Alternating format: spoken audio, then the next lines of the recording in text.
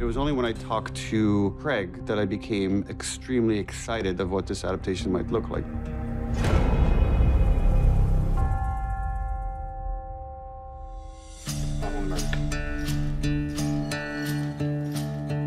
We asked Nico Parker to play an incredibly challenging part.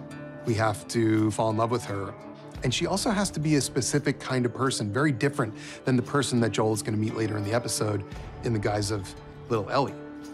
It was important for us to present the audience with a Sarah that we felt we could follow for the rest of the series. She's almost the protagonist until disaster strikes. Something that Nico Parker and Pedro Pascal pulled off gorgeously. Nico Parker, my original daughter, my Sarah, she's the person that I live for. Without her, I don't have purpose. He's the best. I could not ask for a better on-screen dad.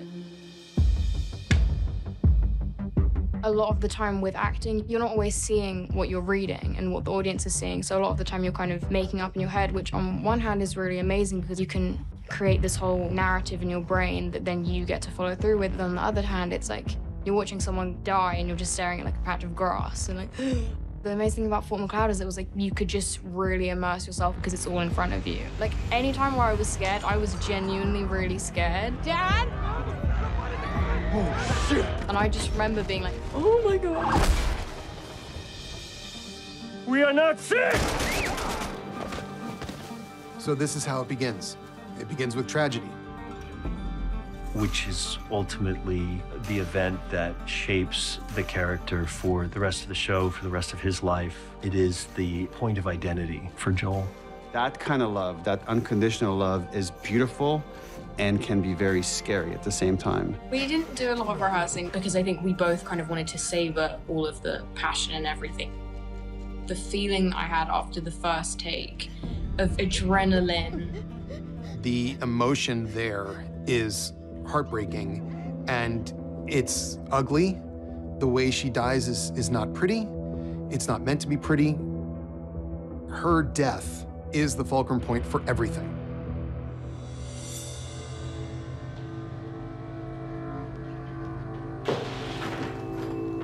My name is Marlene. I'm the leader of the Fireflies in the Boston KULISY. I first met Marlene almost exactly 10 years ago in 2012. It was to audition for the video game. As far as the HBO series, I don't remember when I first heard about it, but when I did, I was like, Mommy want that. Did I think that they would actually cast me? No, I didn't. The hundreds of people that work on the game make you look like Marlene, make you look like the character and turn it into a masterpiece. It's another thing to step in front of the camera and embody her with my own instrument. And I had a couple of things on my side, which was I grew into her, I aged into her a little bit, and I guess my deep passion and love for her. As a writer, you're trying to construct a scenario where like a person is trying to avoid a fate worse than death. For Joel, it'd be losing a daughter again, and he probably would not survive that. So then how do we put him in a situation where now he has to be with this girl and he immediately tries to reject it? You're gonna do it. The hell we are. We don't have time for this. Joel is a broken man, and he meets this kid. Ellie's not a big fan of Joel when she first meets him. Their initial meeting doesn't really set them up to be the greatest of friends, but I think that's also because they're like similar personalities. They just clash, and they don't know how to relate to each other yet. Asshole! In the final moments of this episode, Joel forgets that the girl that is standing behind him is not his daughter. Primitive instinct takes over.